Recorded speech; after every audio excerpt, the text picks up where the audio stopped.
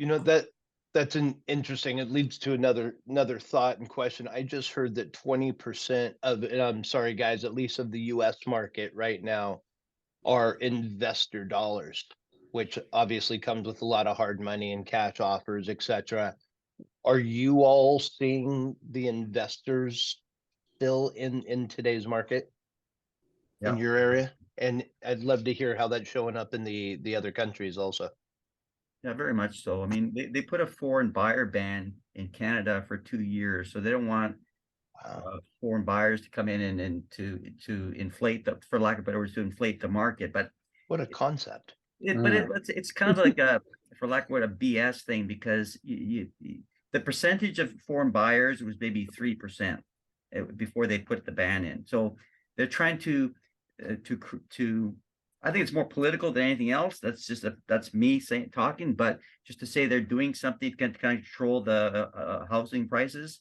Here locally in British Columbia, they've also invoked another law where they say there's they call it a 3-day right of rescission. Okay, so basically, after you have an accepted offer, they have 3 business days, and then you have to calculate it, and you have to write down. They added it to the contract, the bottom of the contract, 3 days, and they put a deadline where somebody can walk away from the contract, no questions asked, but they have to pay a 0.25% fee to the seller. So on $1 million home, they have to, if they say no, we're not going to buy it, they don't have any no reason, no rationale why they're not going to buy it, they owe the seller $2,500. For the first 3 days after acceptance. Correct. Wow. Sounds But like the a thing, cooling off period or cooling something like off that. period. Correct. Yeah. Correct. But I mean, Interesting. but if but there's one thing that came in recently, and I was just talking to a colleague of mine, my friend's son, actually.